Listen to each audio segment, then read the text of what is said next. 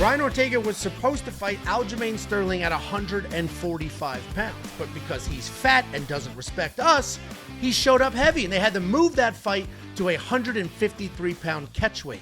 Then Brian Ortega goes out there and gets the absolute brakes beaten off him for 25 minutes. So the question becomes, what does the UFC do with Brian Ortega? He's still kind of a fan favorite. He's still ranked very highly in the world, but this is now his second co-main event in about 12 months that he didn't show up on weight, ready to go. Do we force him to 155? Do we push him out of the UFC entirely?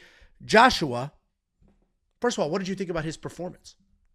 Obviously very lackluster. I was expecting more out of him based on the fact that he didn't make weight by 8 pounds.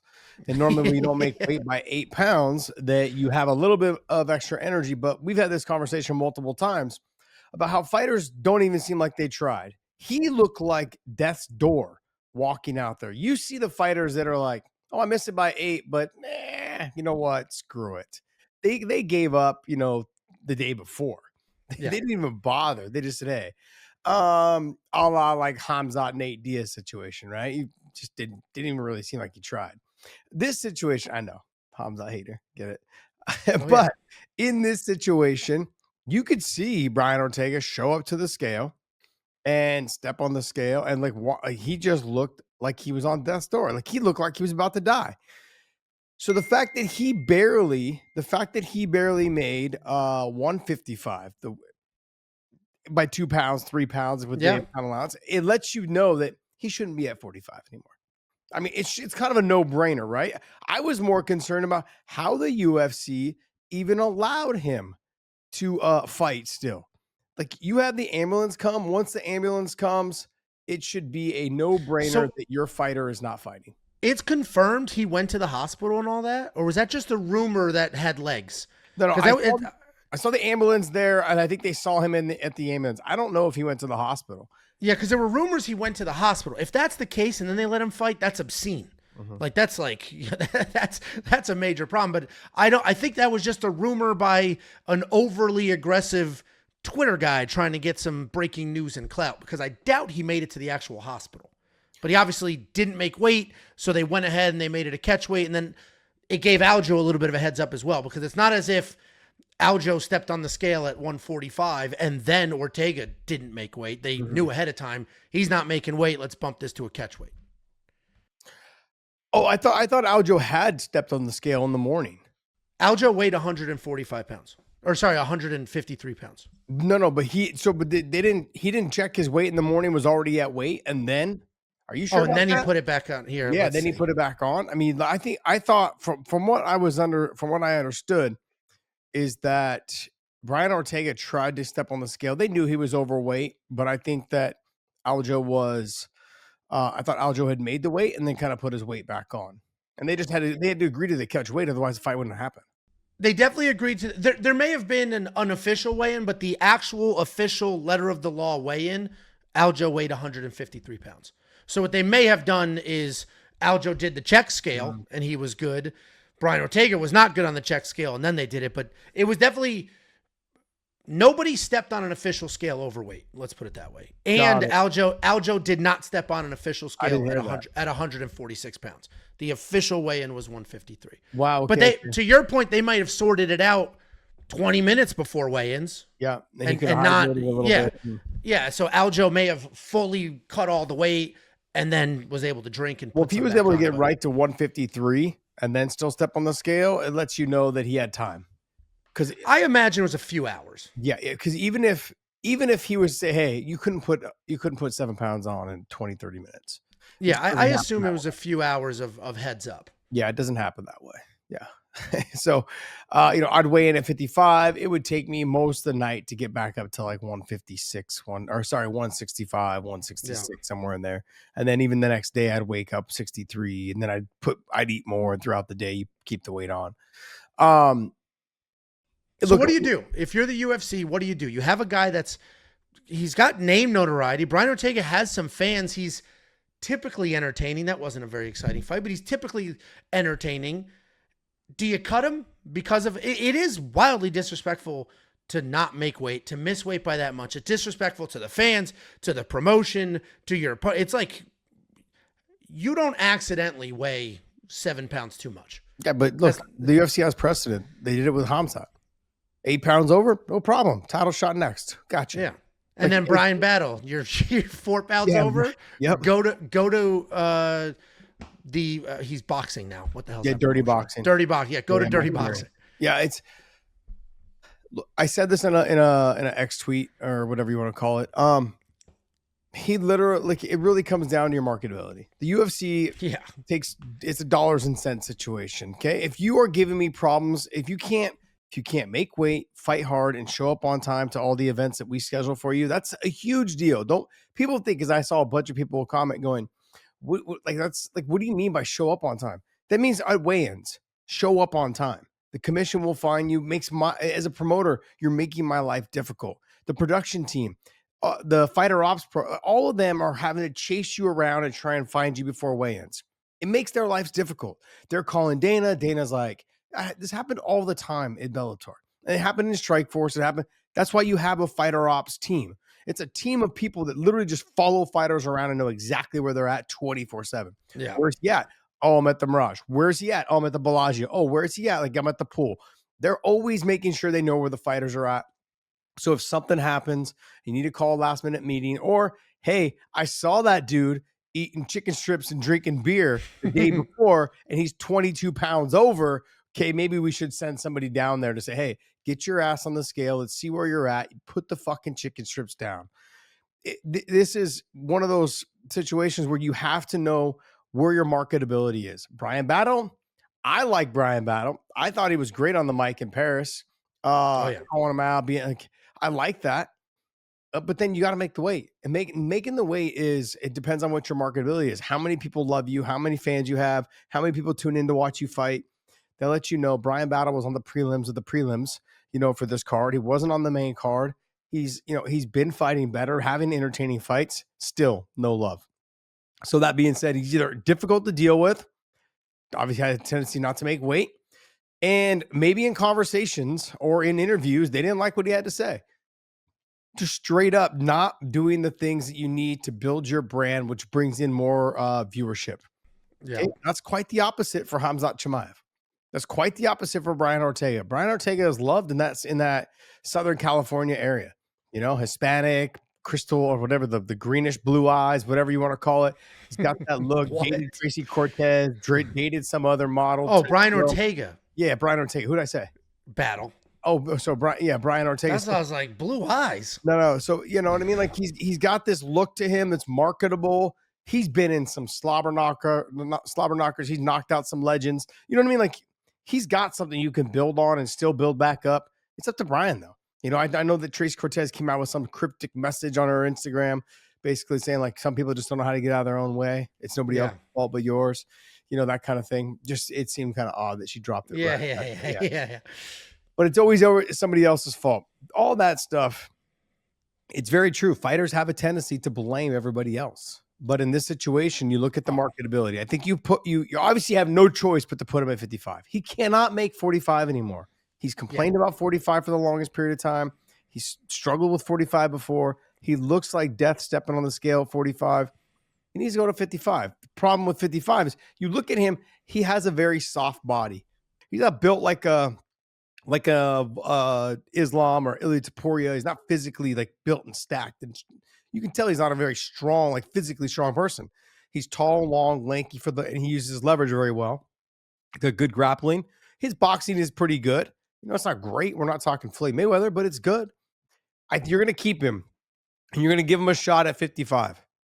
But just like I said, 3 pounds away, and he still looked like that from 155. He looked awful. You have no choice but bring him to 55, though. Yeah, because if we're sitting down, if I'm the UFC brass and we're like, all right, listen, do we cut him? And to your point, it's like, he has residual value. The fighters are a product to the UFC, right? The UFC is the brand. Their individual product are the fist fights and the fighters. And different values can be assigned to different fighters, right? To your brand, Conor McGregor's worth a little bit more money, and you can squeeze more out of that rock than you can out of a Brian Battle, for example. And when you're assessing, do I cut this guy? It's, can I make money off of this guy still? Brian Battle, they determined, I can't make enough money. He's not worth it. He keeps missing weight. This is a problem. I can't make money off him anymore. Get rid of him. Brian Ortega, they look at it. They will likely, I mean, maybe they'll cut him in a few days. It took him a week to cut Brian Battle, but they'll likely say, yeah, I can still make money from this person. Whether I use him to springboard somebody else's career, maybe I can sell some merch. I can still make a couple of dollars off of a top 10 ranked fighter on the planet. So I do not think they're going to cut him. But if I'm the UFC, I punish him. Obviously, he was punished in some regard with he was fined money and he didn't get his win bonus, but he wasn't going to get his win bonus even if he made weight, in my opinion. I would force him to 55, like you said, and I would give him a terrible matchup.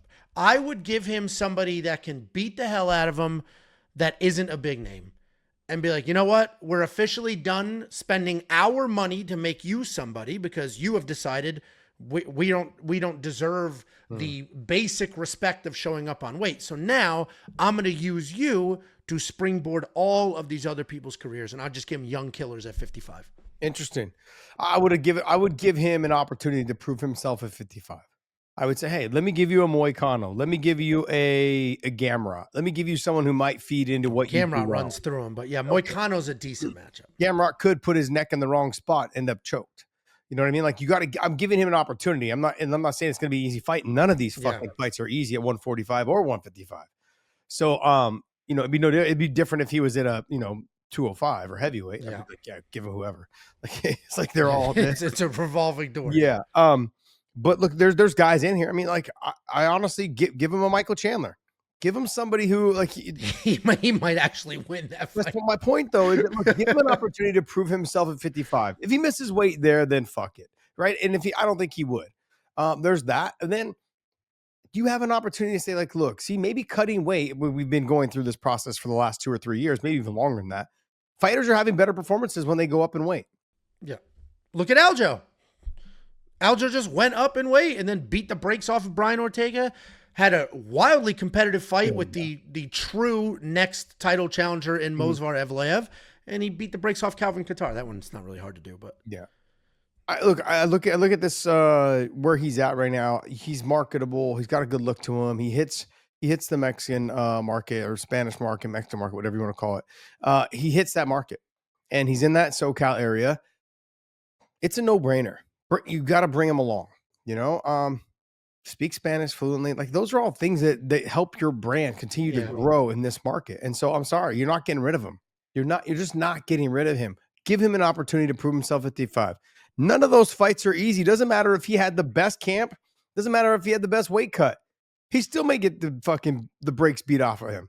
He was going to lose to Aljo for sure. And we saw it. Aljo outstruck him. I expected Aljo to just out wrestle him and then have good enough grappling to not get sucked into something stupid. He outstruck him. He out everything. Actually, he out grappled him too.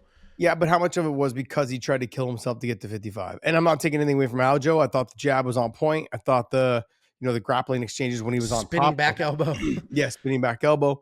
All of those things. Look, Brian's got to make some adjustments. He's got to make some life choices too. Do you want to do this part-time? Do you want to be good? Do you have the potential of being great? I don't know if you have the potential of being great at 55 because Murderer's Row. You physically had the size, height, reach, all those advantages at 45. That's all gone now. I mean, these guys at 55 are fucking monsters, and look, Arman Sarukian's a bad matchup for him. If Arman he hasn't earned it. But I look at him. No, I'm just throwing this out here. I'm looking at him like I look at Gamrot. Both those guys could put their head in the wrong spot and get submitted. They both could. Justin Gaethje and him, I think Justin knocks him out. But I think also, too, that if the fight does hit the ground, he has an opportunity to submit Justin Gaethje. Yeah, there's fights in here that are available. Dan Hooker, same thing. On the feet, very difficult to take down, long, rangy, all those things. But if the fight hits the ground, T-City can finish him. So there's options there. There's fights there to be had. I like the Beneil Dariush fight. I like the Michael Chandler fight. I like the Moicano fight. I would get all the way down maybe into Grant Dawson. Give him somebody that you can. You know what? Grant Dawson's perfect because Grant Dawson is the most boring person in that division. You cannot convince me otherwise. There's just no convincing me otherwise. Grant Dawson will win that fight. So Brian Ortega will just lose an unbelievably boring matchup. Perfect punishment. Perfect punishment. But so where do you think that they should go with him? I originally was saying give him a young killer, right? Just have him like let Nazim Sadikov. Did I change your mind? You are starting to change my mind. Thank Yes. Because I originally was going to be like, let Nazim Sadikov just beat the piss out of him. Just let Nazim beat the absolute piss out of him. There's your punishment. But I do like the Michael Chandler matchup because there is, back to my analogy, because I'm just unbelievable at breaking things down, very simple. Back to my analogy of can you squeeze some money out of these fighters? It's getting harder and harder to squeeze money out of Michael Chandler because he just keeps losing. And now it's getting harder and harder to squeeze money out of Brian Ortega because he's losing and he's not even making weight. I think that's a great matchup because you could bill that as just a really fun fight on a main card of a pay-per-view, despite both of them having some pretty abysmal records as of late. So I'm going to go from let Nazim Sadikov beat the piss out of him to match him up with Michael Chandler. And that'll be fun because Brian Ortega, I mean, even on death's door, as you said, I mean, you can't get him out of there. No. Aljo was throwing him to the ground, cracking him in the face. Didn't matter. He just kept moving forward. 25 minutes into a fight that he barely made weight for. So yeah, that could be a really fun. I don't know if you should do a 5-round co-main event, but that could be a really fun random co-main event or featured fight on a decent pay-per-view. Yeah, Brian Ortega, it was the Max fight, right? He got just destroyed. The Max Holloway fight. His eye was swollen shut. I mean, everything. He doesn't quit. Yeah. Yeah, he's got fights, man, where he's fought Yair, he's lost to Yair and beat Yair. The Volk fight, like I mean, he's taken the Volk fight, he got fucking just even the Yair fight that he won, he got the absolute shit beat out of him. Yep. But because he's so tough and he's durable and he doesn't quit, he was able to pull it off. Yeah. And then in the first Max fight, doctor stoppage, like he's got fights there where you can tell he's not going out easy. He will dig deep and when he wants to. He will dig deep and him and Chandler would be a fucking fantastic Yeah, I agree. You're usually pretty bad at this whole like who they should fight next thing. Oh, I like that matchup. I like that you matchup. are delusional. I noticed how you started taking my like let's suck the last little bit of money out of him. You took my little. That was what I used to say. Like you're trying to get that last ounce of star power out of him. I said squeeze like a rock. Jeez.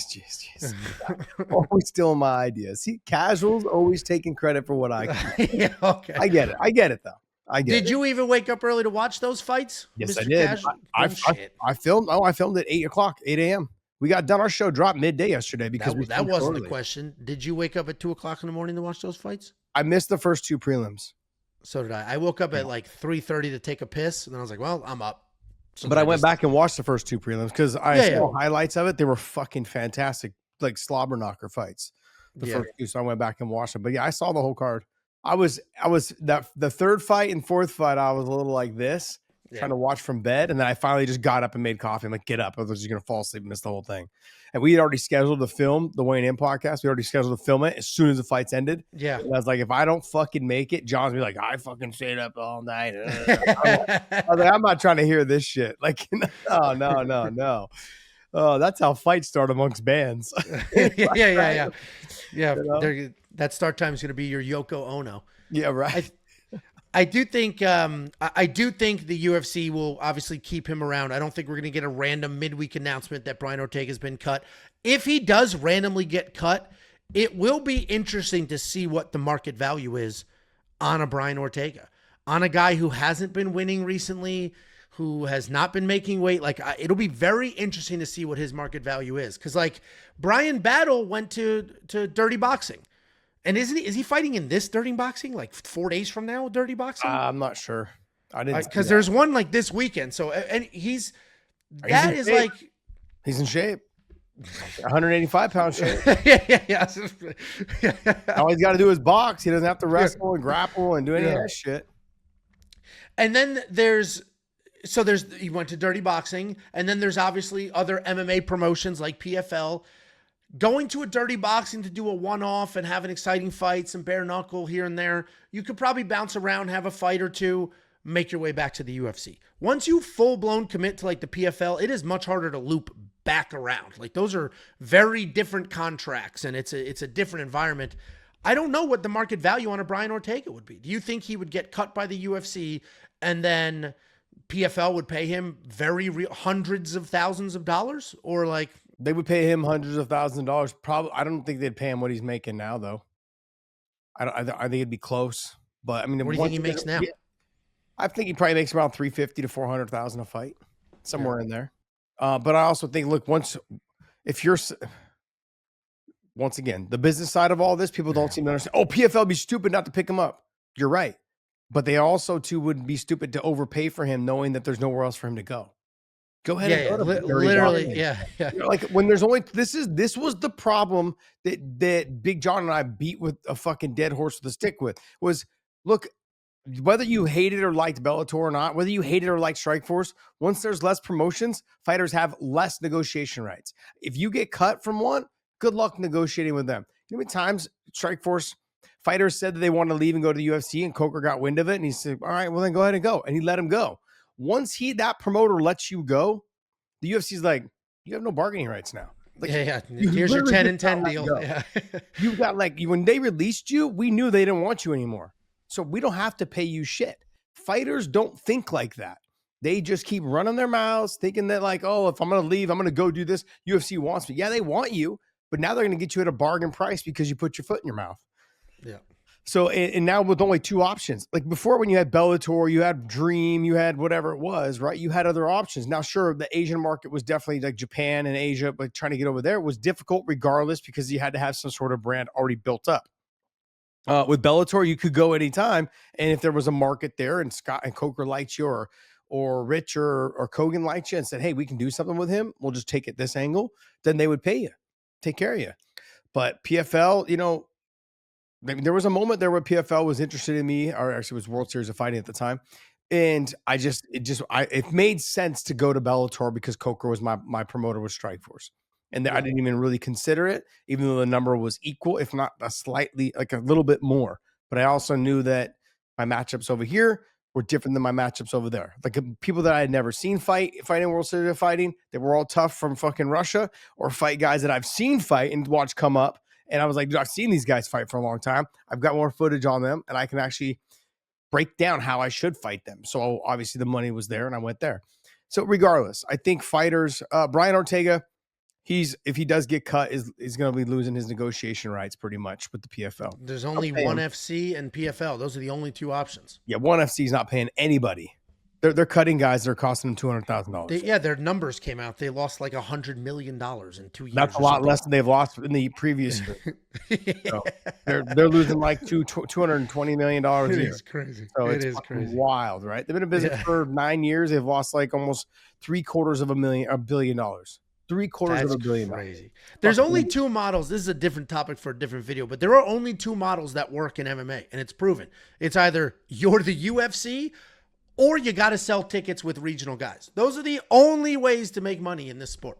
Well, look, I thought about starting my own promotion after the Bellator situation and leaving and this and that. But look, you've got to come up when people are talking about, like you said, this is for a different video. Bottom line is you cannot just come in and think you're going to put on good fights and people are going to watch. It's not about the fights. It's about who. Yeah. It's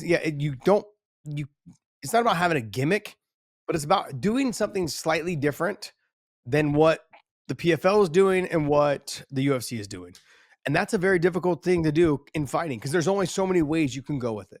So what do you think? Where do you think the best landing spot would be for Brian Ortega? Because if you go to PFL at 155 pounds, good luck in that tournament. Alfie Davis, all those Russians. You've got a lot of the Russians there. Yeah. Very tough fights for him, but still very winnable fights. Very winnable fights. Dude, I don't think Brian Ortega is this. People hate my takes half the time on these things. I don't think Brian Ortega is because I'm tired of sending you the comments of people saying how ridiculous your take. That's fucking Gil. And Gil, if you're listening to this, what's with the hate, dude? You're like DMing, you're a boy, and then you leave these hate messages. It makes no damn sense. Either way, I don't think like Brian Ortega is this like, oh God, can't go to the ground with him, you're screwed. Yeah. Like what Mackenzie Dern was the first 2 years. Like people figure that out. You know what I mean? You get away with it for a couple of fights, then people are like, okay, and they figure it out. And the more evolved MMA gets, the more evolved defense gets. And Brian Ortega's wrestling got no better. So unless you're taking him down, and if you are taking him down, it's much easier to be safe on top than it is when you're the one that got taken. So I don't know. I think all those Russians smoke him because I think they could all take him down and they'll all just stay safe. Yeah, it's not even so much that as people figure you out, their wrestling gets better, and then no. As you get higher up in the rankings, they get a lot better fighters. Sure, they're fighting guys that can do everything. They're fighting guys that can stuff takedowns. They're fighting guys that can get takedowns, that can kick your fucking head off, can knock you out with one punch. Like when you get up into those rankings of almost every division, those guys can do all three of those things. Yeah. You know, and that's when it becomes very difficult. That's why it's so difficult to win the title, or even to get to the title. So I hope he stays in the UFC. I hope they give him a shot at 155 pounds to prove himself. I think that they should give him someone like a Grant Dawson or a Michael Chandler. The Chandler thing to me is extremely interesting. It's just a fun fight, you know? And Chandler's only been submitted one time in his career. It was by Dustin Poirier. And to see him potentially get submitted again, to see those two guys, they're both going to go out on their shields. They're both going to take a beating. It's going to be a great fight. I think you make it a 5-round co-main event because I don't think it has main event material. Maybe a UFC fight night. It could be a main event there. You know, Brian Ortega first fight at lightweight, fighting Michael Chandler, you know, whatever it is, like Mr. whatever, you know, entertainment. I don't know. But those two guys, I think, would make for a very good main event or co-main event. I visibly see you get uncomfortable avoiding saying nice things about Michael Chandler. It's crazy. Nice things about him. It's crazy. Let me tell you a story. Let me tell you a story. Here's his villain origin story. Go ahead. No, this is the reality of it. When Scott Coker took over Bellator, Scott called me, and you know, and I just basically left the UFC, and we were in negotiations. Like, hey, like, what should we do? Like, what, like this is how the lightweight divisions. Patricki's there, you know, Chandler's there. He's like, what do you think of these guys? And he wasn't like asking me like, should we get rid of them? I was like, look, all I've ever seen out of Will Brooks is he's a very talented fighter, but never does good interviews. All he does is talk negative about the promotion. All he does is talk negative about everything else. And when he goes out there and fights, you know, he's very dominant, but doesn't do much. Like, he's not trying to get guys out of there. Doesn't try to finish him, even though he had just, I think, finished Michael Chandler for the second time or something like that. And then I said, but Michael Chandler is somebody that you could, you know, wrap your promotion around. You could build around him. Very exciting. Doesn't have a very high fight IQ. He didn't have it back then. He still doesn't have it now. But he is somebody though that brings the action, and that makes for fun fights. And you know, and even when I had left, I was talking with Benson Henderson, and Benson said, "Yeah, he's like, I only had one. He had one more fight left, I believe." And I was already out the door, and he goes, "Yeah, I'm probably leaving." He's like, "I'll probably either go to Bellator, or I'll see what's going on over at the World Series of Fighting or whatever." So those questions were to be answered. But I figured he'd come. If I was there, and Eddie had left already, but if I was there, Chandler was there, you know, and Patricki was there. There was guys for him to fight, guys that had names, you know, and so it made, and there was an interesting take there that Benson and I could do it again, you know, Chandler, whatever it was, right? It was there. So anyways, all that being said, I think, you know, I was one of the reasons why that, you know, Bellator, not even say kept him, but then when World Books pushed, that they put a lot more time and energy behind Michael Chandler. Because they're like, he's marketable. He's got a good look to him, speaks well, you know, he's always trying to do these little sound bites. I'm like, he's that guy. Like, go ahead, put some. I knew I was on my way out. I was 37, almost pushing 38 at the time. Like, I'm under no illusions that like, hey, you've got another 10 years with this guy. You've got 1 or 2. Like, when I signed that contract, I said, this is the last contract I'm ever going to sign. So I need to get paid. And he's like, okay, cool. Take care of it. I go, but this guy, you can build around him for the next 10 years. And then he just became a total piece of shit. So anyway, That's how it was. Even Benson, who loves everyone, fucking can't stand Michael Chandler. Can't fucking stand him. Well, I've only had a few interactions with him. They were pleasant. So I had no issues with the guy. Pitbull, like, honestly, I know he's got this little thing, him and his brother, but dude, they're fucking great guys. Super nice guys. And they didn't like him. Yeah, they fucking hated him. You're like Sister Mary Catholic up the street. That nun didn't like him either. Nobody likes the guy. Nobody likes him. What do you do with Brian Ortega? We gave you our take. We want to match him up either against young killers to just put a nail in that coffin or squeeze some life out of him with a Michael Chandler style matchup. Let us know what you do with Brian Ortega. My name is Angelo. This is Josh Thompson, and that was another Bad Takes.